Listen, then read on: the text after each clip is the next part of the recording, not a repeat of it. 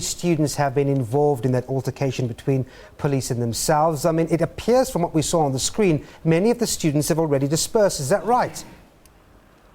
Yes, that is correct. But as I talk to you right now, I'm on the South Lawn, where police have now adopted a more robust approach in terms of their peacekeeping, if I could call it that, operations, because students were continuing to burn the temporary latrines which had been set up to accommodate the people who had gathered here for the Fees Must Fall campaign. There are police nyalas patrolling the South Lawn.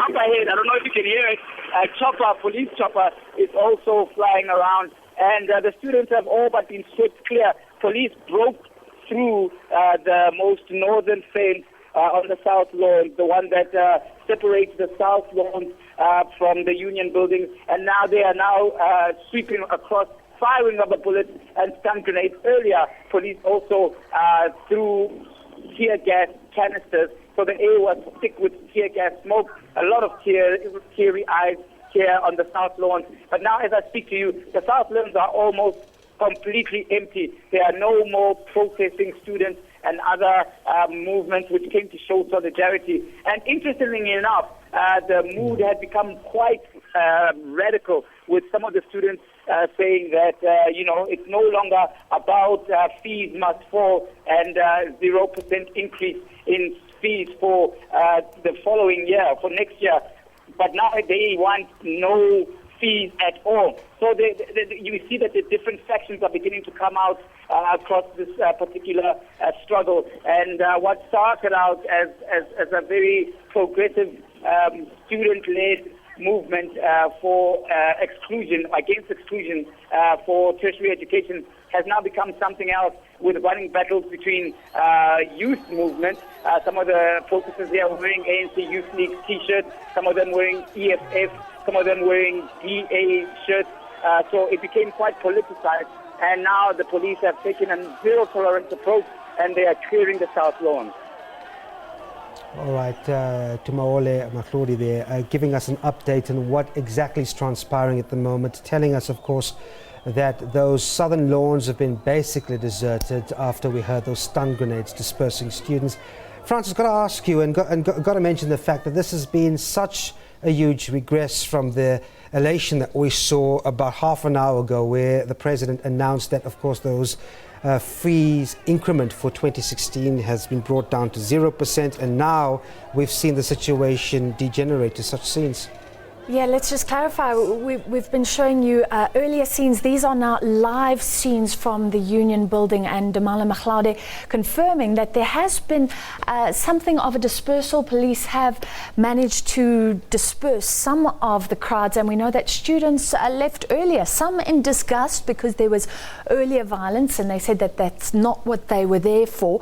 A lot of questioning about where these violent elements are coming from the ranks of students themselves, or from political parties, or from other outside influences. But these are the live pictures, and it's very disappointing. I don't know if I blame President Zuma for not coming out, given the fact that we saw that the truck on which he was meant to stand was itself being stoned earlier. So possibly a security situation there on the grounds of the Union buildings. All right, so a reminder now, what you're seeing are live visuals of students further dispersing from those southern lawns of the Union buildings.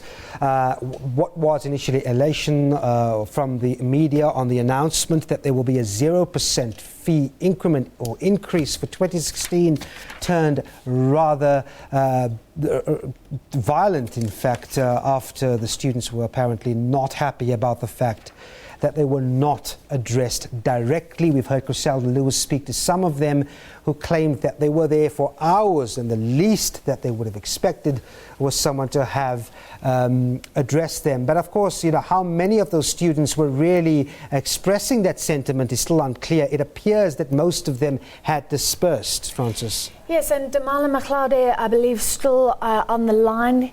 Okay, we've unfortunately lost him, but we will go back to the union buildings as soon as we can and get some commentary from our reporters on the ground. What a day it has been. If you're just tuning in, Devin, maybe you can take us through a brief overview of what happened earlier, and then we'll pick it up from where we are right now.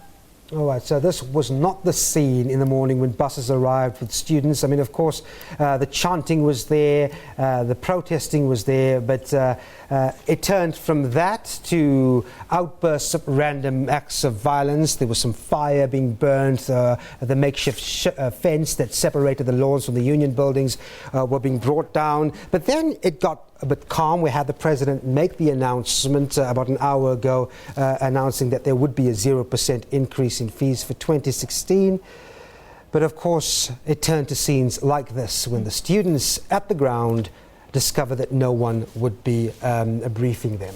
So what they know right now, many of the students, is that there will be no fee increase, but we're not talking about free education. We do have Damale Mchlaude once more, our reporter on the scene. Damale, what can you see right now?